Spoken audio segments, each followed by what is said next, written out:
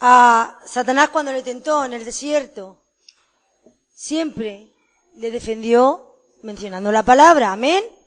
¿Cómo nosotros nos debemos de defender? Pues con la preciosa palabra del Señor. Si la tenéis, un amén. Amén. ¿Tenéis la palabra ahí buscada? Vamos a leer la palabra de Dios que nos habla. Un tema hermoso, dice la palabra del Señor así. Entonces ellos le preguntaron, ¿por qué los discípulos de Juan ayunan muchas veces y hacen oraciones, y asimismo los de los fariseos, pero los tuyos comen y beben? Él les dijo, ¿podéis acaso hacer que los que están de bodas ayunen entre tanto que el esposo está con ellos? Pero vendrán días, dice la palabra del Señor, cuando el esposo les será quitado.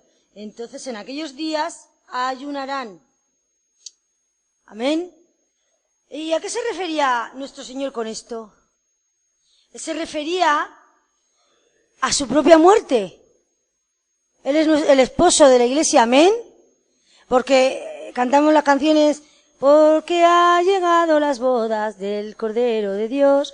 Él es nuestro esposo, nosotros somos la novia que Él nos está preparando, nos está ataviando, como dice la palabra, con vestiduras blancas. ¿Qué son las vestiduras blancas del creyente? Las acciones de los santos. Eso es lo que nos emblanquece nuestras ropas. Es lo que nos emblanquece para estar delante del Señor preparados. Y una vez, Milka en la reunión de mujeres hizo referencia a la parábola de las 10 vírgenes. 5 eran sensatas, se habían previsto, estaban todas bien bonitas, ¿verdad? Preparadas, con su lámpara encendida, pero las otras no tenían suficiente aceite.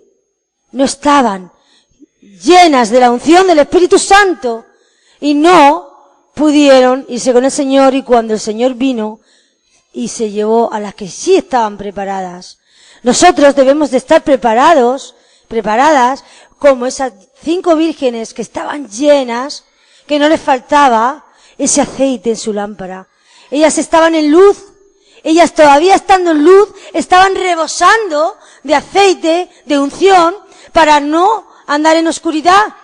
Y nosotros, cuando llegamos al Señor, recibimos el Espíritu Santo, pero nosotros debemos procurar tener esa unción activa poderosamente en nuestra vida, porque sólo así caminaremos bajo su voluntad, sólo así tendremos autoridad.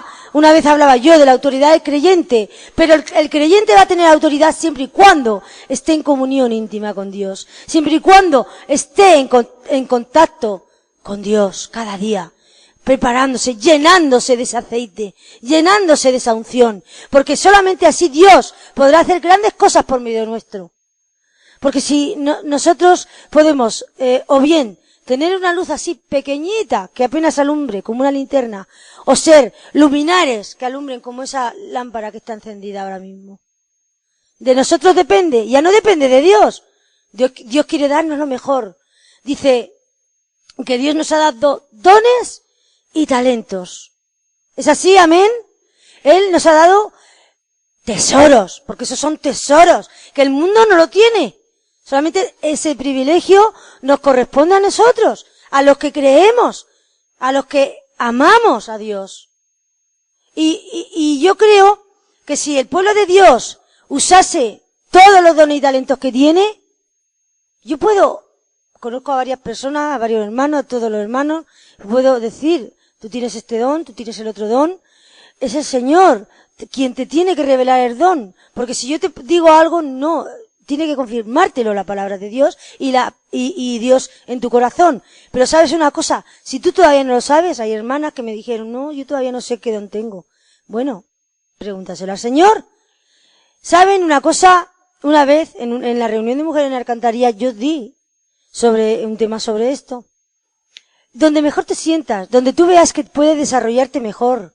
Si es en la alabanza, tienes una bonita voz, sabes tocar un instrumento, Dios te ha dado ese talento, ese don, para que lo desarrolles para edificación del cuerpo de Cristo. Úsalo. No seamos insensatos como el de la parábola, que al que le dieron solo un talento, como era solo un talento, para no perderlo, lo enterró. No, señor, aunque solo tengamos un talento, que yo estoy segura que tenemos más de un talento, más que un don, de un don, debemos, es una obligación del creyente desarrollarlo para edificación del pueblo de Cristo, para la gloria del Señor. Porque si nosotros no marcamos la diferencia en ese mundo de maldad, de pecado, de oscuridad y de tinieblas, no la va a marcar nadie. Porque si os dais cuenta, el gobierno cada vez es más corrupto. Aprueban cada vez leyes peores. A lo malo le dicen bueno y a lo bueno le dicen malo. Y cuidado tú vayas por la calle y le digas a una persona, es que eres un homosexual. ¿Verdad? Porque te pueden meter a la cárcel por eso. Aunque sea verdad. Ya los derechos de la gente que dicen que somos normales están pisoteados a favor de los derechos de la gente que va en contra natura, que va en contra de la palabra de Dios. Y nosotros debemos de marcar una diferencia. Cuando estemos aquí, solo no. Cuando estemos ahí, porque nosotros somos creyentes, somos hijos del Altísimo, pero ¿sabes qué? Nosotros todos los días estamos con gente incrédula, gente que ni conoce a Dios, ni quiere muchas veces conocerlo tampoco. Muchas veces seremos despreciados, hablaremos de la palabra de Dios, hablaremos del plan de salvación, le diremos, mira, Jesús te ama, y como tienen tantos problemas, dirán, a mí no me ama nadie, porque si me amara Dios, no me pasaría esto y esto y esto y esto. ¿Sabes? Muchas veces, la mayoría de veces, lo que pasa en nuestra vida es a consecuencia de nuestro pecado y de nuestra maldad. La mayoría de veces, no digo siempre, porque acordémonos de Job. Job era un hombre recto, que amaba a Dios, ¿verdad? Que cumplía con la ley. Sin embargo, este hombre pasó por muchas calamidades, por muchas circunstancias, pero nunca negó a Dios, nunca maldijo a Dios como su esposa le mandó que hiciera, y siempre se mantuvo fiel a Dios. Y esto nos demuestra que mejor es obedecer a Dios antes que a los hombres. ¿Es así? ¿Amén? Nosotros nos ponemos a pensar, quizá muchas veces, ¿verdad?, cómo fue el sacrificio, la palabra de Dios nos lo describe, de nuestro Señor Jesús, lo detalla muy bien también en Isaías 53, cómo fue todo, ¿verdad? Pero de verdad nos imaginamos ese sufrimiento atroz que nuestro Señor Jesús sufrió, padeció. Muchas veces dicen, no sufrió porque es Dios, o era Dios, ¿vale? Era hombre, estaba en un cuerpo carnal que había nacido, fue un bebé, y fue creciendo como un ser humano normal y corriente. Bien está que por supuesto, es hijo de Dios. Lleno de gracia y de verdad dice que crecía el Señor. Pero, ¿sabes? Yo creo que nuestra mente es tan limitada que no llegamos a comprender ese sufrimiento y ese dolor, y Él, siendo Dios, podía haberlo evitado perfectamente, porque Él es la autoridad y el Dios Todopoderoso sobre todo, no hay nadie más poderoso que Dios, no hay nadie que se les asemeje siquiera. Fíjense que el ángel más hermoso que Él creó, se le reveló creyendo que iba a poder con Él, y tampoco pudo, fue expulsado del reino de los cielos. Sabemos quién es, ¿no? Sabemos que Lucifer era luz bella, se llamaba luz bella, era el ángel de luz, era el más hermoso, era el que dirigía los coros celestiales en el cielo. Sin embargo, quiso ser más que Dios, quiso ocupar el lugar de Dios. ¿Y cuántas veces nosotros ocupamos el lugar de Dios, queremos ocupar el lugar de Dios, tomando nuestras propias decisiones aún siendo creyentes, diciendo, en esto me valgo yo sola o solo, en esto yo lo puedo llevar para adelante, no te necesito, Dios? No lo decimos así, pero con nuestros actos lo estamos declarando. Y apartamos y dejamos en un rincón el Espíritu Santo y ya no le obedecemos.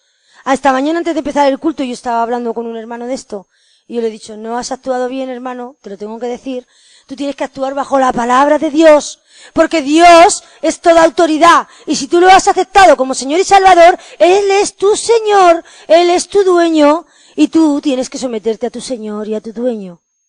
Porque cuando nosotros vamos al Señor, la parte de Salvador, wow, nos encanta, que sí, es mi Salvador, pero no nos damos cuenta que es nuestro Señor también, a la vez que nuestro Salvador. Él es el que tiene que tomar las decisiones en nuestra vida, el que nos debe de guiar, nos quiere guiar, mejor dicho, aunque a veces hagamos oídos sordos, cerremos nuestro corazón a lo que estamos escuchando del Espíritu Santo y hagamos nuestra propia voluntad. Y luego así nos va y le echamos la culpa a Dios. ¿Y por qué me está pasando esto, Dios? Si yo te amo, si yo oro, si yo voy a la iglesia. ¿Sabes qué? Porque te has apartado de la gracia de Dios. Y eso, ya Dios no puede hacer nada. Porque Dios no te va a obligar a ti a obedecerlo. Así, porque Él nos dio libre albedrío.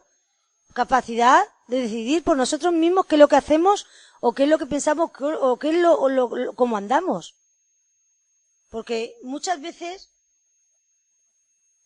no nos damos cuenta de que Él, siendo Dios, padeció más que ninguno de nosotros podamos padecer. Y por eso nos comprende. Nuestro Señor Jesucristo nos comprende en nuestro sufrimiento, en nuestro dolor, cuando estamos enfermos. Él pasó por todo. Él pasó por hambre, Él pasó por frío, estuvo cansado, tuvo sed, pasó por todas las humillaciones inimaginables, pasó por todo el sufrimiento inimaginable hasta la muerte. Y fueron terribles, hermanos, los sufrimientos de nuestro Señor Jesucristo. Fue condenado sin culpa ninguna primero a 39 latigazos. Esos látigos tenían costumbre de ser de tiras de cuero y en la punta de cada tira le ponían huesos o trozos de metal, depende. ¿No? Entonces no sabemos cómo fue, pero eran o huesos o trozos de metal que cortantes que clavaban en la carne y destrozaban ese cuerpo, literalmente. ¿Saben hasta cuántas veces escupieron a nuestro Señor? Como unas 600 veces. ¿Saben? Si ya un escupitajo te ofende, te humilla, te ensucia, tú imagínate. Y por último, ¿qué hicieron? Lo colgaron, pero antes de colgarlo, ¿qué le pusieron? Una corona burlándose de él, de espinas clavadas en toda la sien.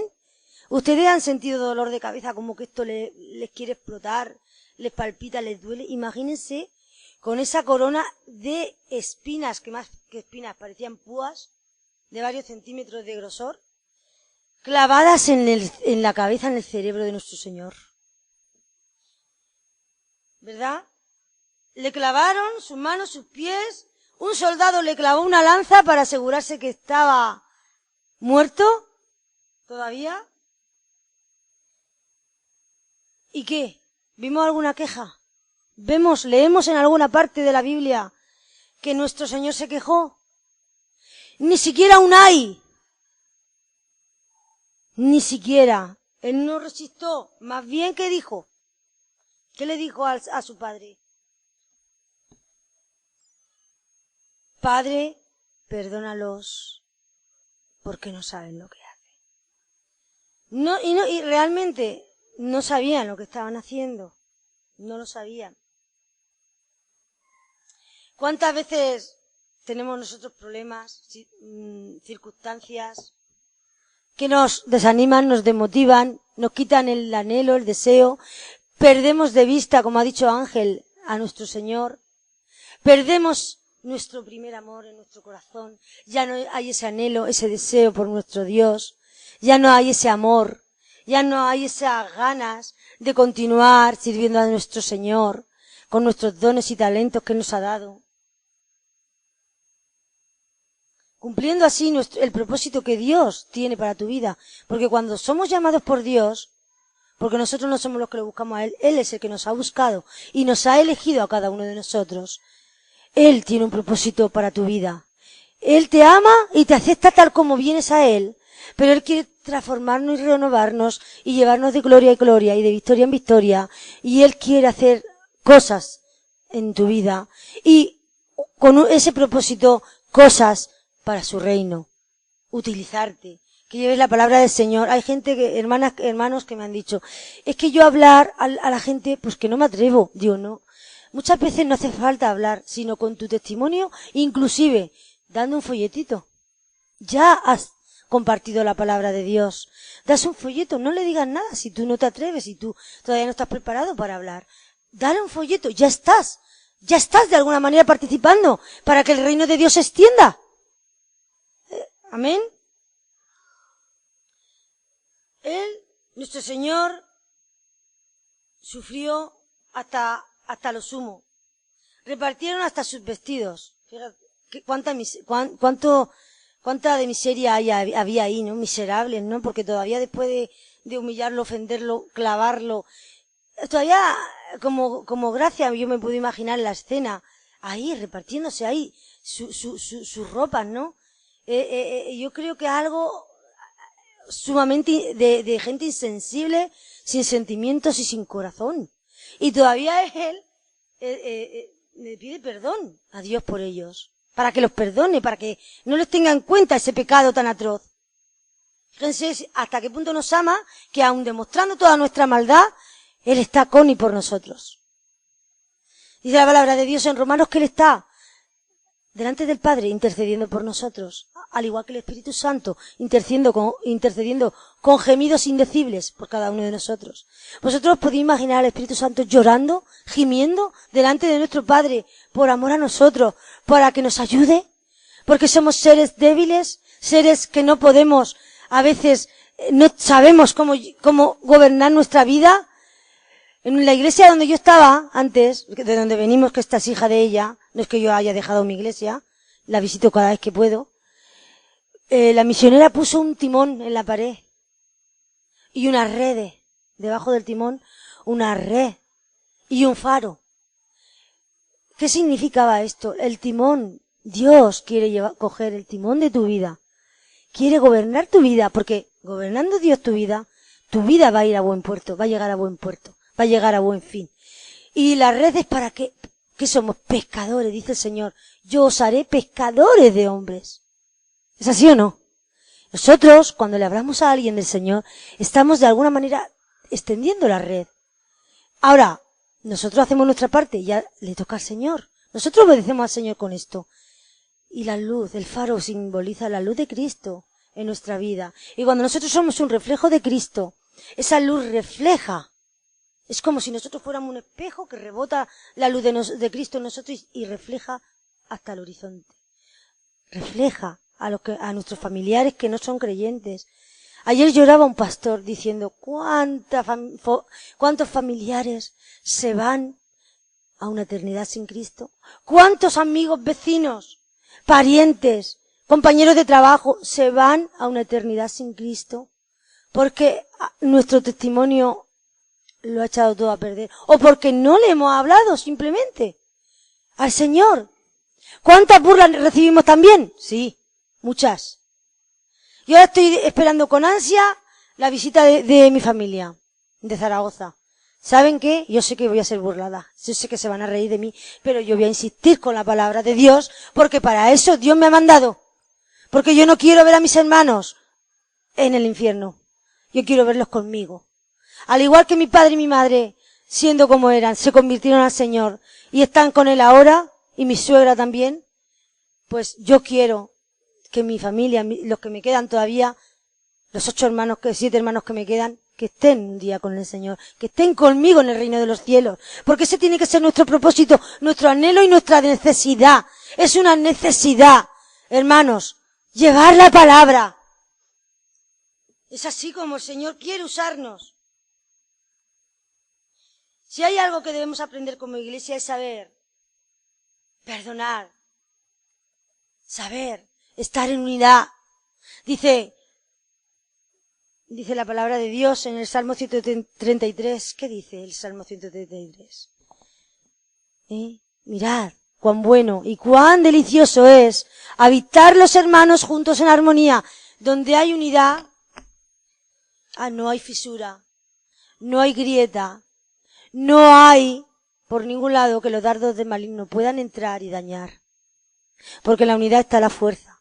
Ahora si cada uno tiramos para nuestro lado, Satanás nos ha dicho, ya os tengo debajo de vuestros pies. Y eso no lo podemos permitir, porque más poderoso y más fuerte es el que está en nosotros que el que está en el mundo. Amén. No importa, mis hermanos, lo que estemos pasando en esta vida, calamidades, necesidad económica, sufrimientos, enfermedades, no importa, porque Él nos ha prometido estar con nosotros hasta el fin del mundo. ¿Qué quiere decir? Cuando yo parte de aquí, no es que ya Dios me va a dejar, no, sino más bien al contrario. Ya voy a estar cara a cara con Él y lo veré como Él es. ¿Sabes qué? Dios te dice, todo lo que emprendas estando en mí, todo lo que hagas estando en mí, te va a ir bien. Te va a ir bien. Pero para creer esto, ¿cuál es la clave? Tener fe. Creer en que las promesas de la palabra de Dios son fieles y verdaderas, porque Dios no es hombre para mentir, ni es hombre para arrepentirse. Él nos ha prometido una vida con Él en victoria y una vida eterna con Él en el reino de los cielos. Esa es nuestra esperanza de vida. Eso es lo que nosotros tenemos que agarrarnos, aferrarnos con fuerza, con autoridad, con valor, porque el reino de los cielos es para los valientes, no para los cobardes. Los cobardes no tienen cabida en el reino de los cielos. Si hemos titubeado, porque somos débiles, yo muchas veces, lo reconozco, he flaqueado, luego el Señor me ha levantado, me ha dado nuevas fuerzas.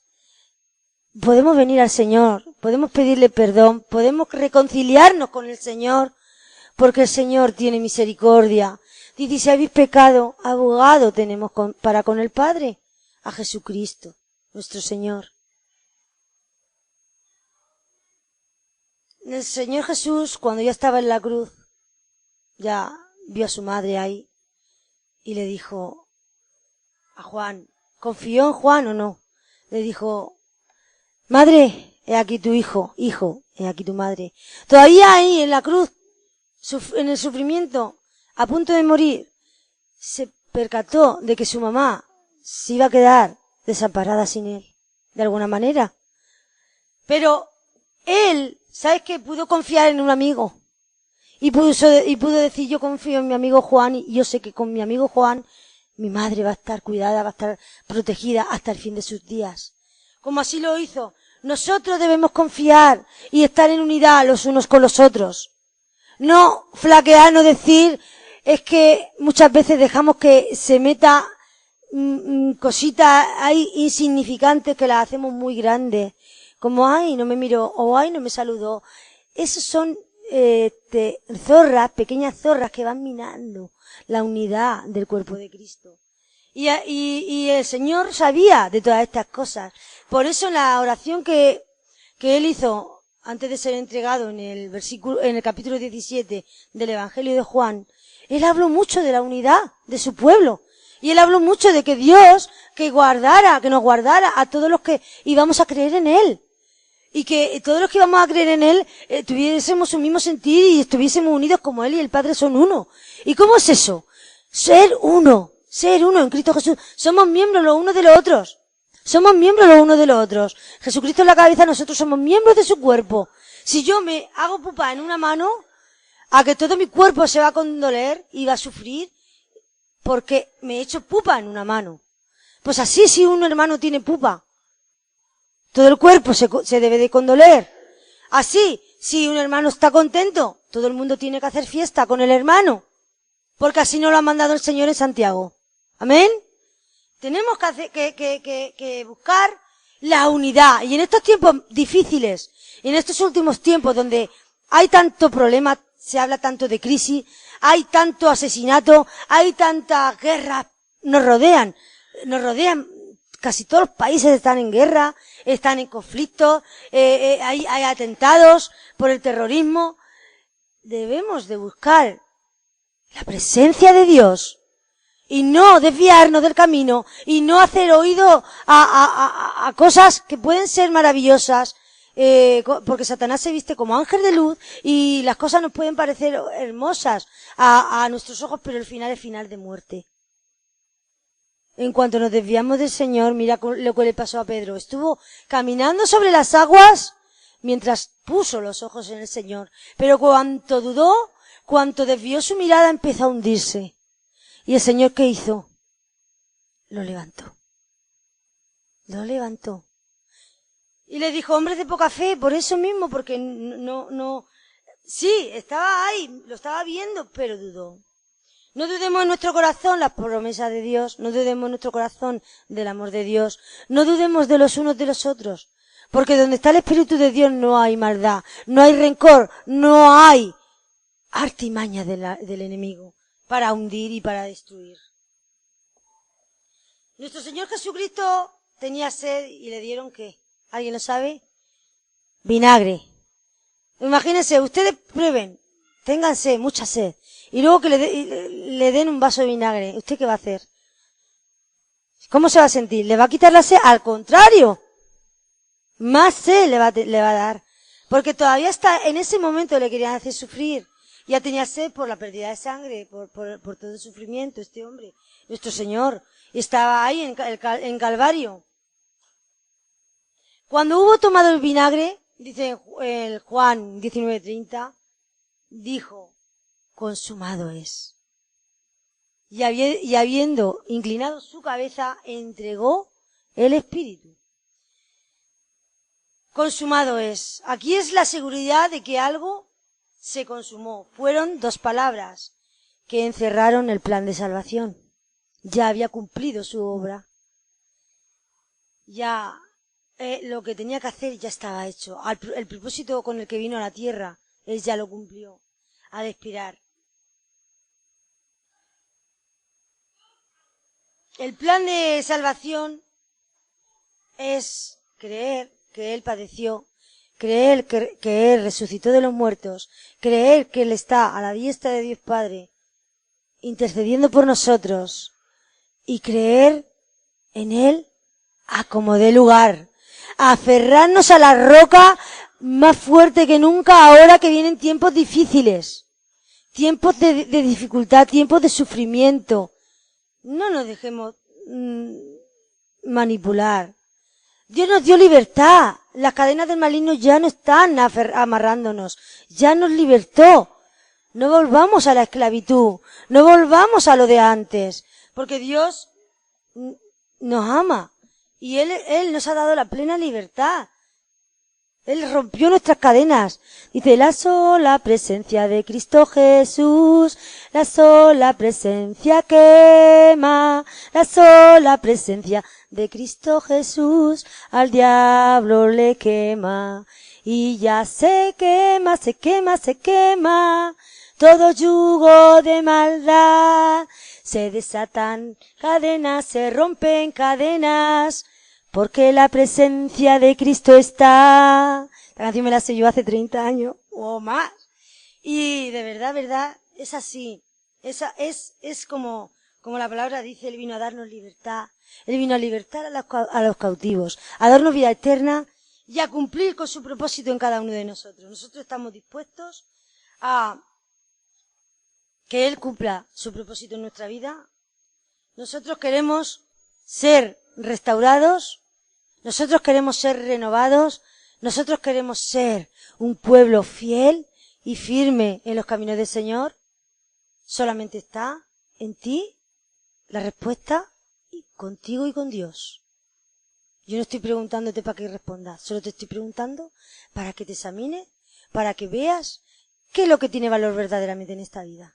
En esta vida, para mí, solo tiene valor una cosa. Primero, Dios. Segundo, mi familia. Esas son las cosas que yo más amo. Y cuando alguien está mal, yo estoy mal. Y eso está claro. Y Dios quiere algo de mí y lo está cumpliendo. Y lo cumplirá hasta que yo esté delante de la presencia de Dios. Cuando nuestro Señor Jesucristo murió, hubo tinieblas por 3 horas. ¿Qué significa? ¿Qué significa esto? Tinieblas por 3 horas. Es el sufrimiento de Dios Padre de ver a su Hijo morir por la humanidad. ¿Verdad?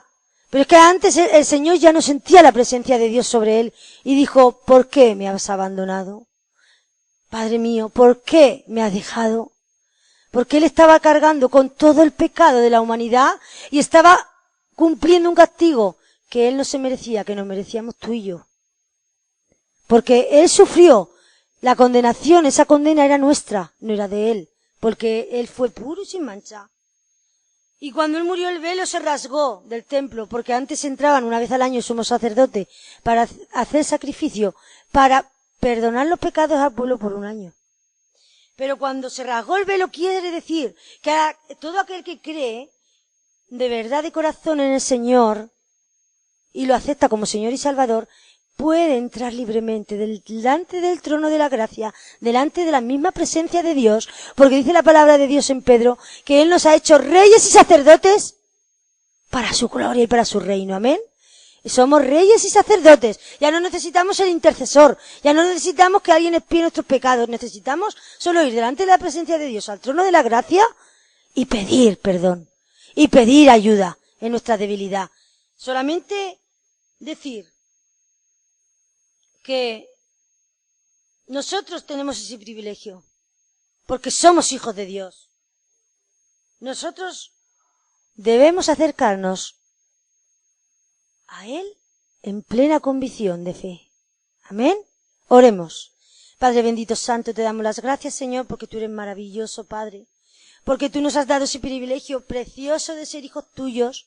Padre Santo, porque tú quieres usar a tu pueblo para que hable de las maravillas de tu gracia y de tu amor, para que el mundo entienda, conozca y sepa, Señor, que tú vives y reinas, Padre. Solamente tu pueblo, Señor, puede trastornar el mundo.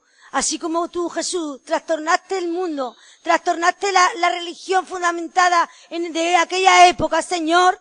Así nosotros, que somos tu legado, Jesús, podemos trastornar los corazones, Señor, hacerlos que se vuelvan a ti, Padre, que te conozcan, Señor, como único Dios santo y verdadero y como único redentor de la raza humana, Padre. Por eso te honramos, te glorificamos, te bendecimos y te agradecemos todas las maravillas que has hecho en nuestra vida, que sigues haciendo y que harás, Señor. Gracias por rescatarnos. Gracias por darnos vida eterna. Gracias por socorrernos en nuestra debilidad y nuestra necesidad. Y gracias por ser nuestro Jehová Jireh, nuestro proveedor, el que nos da todo y sobreabundantemente. Por eso te honramos y te glorificamos, precioso Señor, y en el precioso nombre oramos. Amén y amén. Jesús.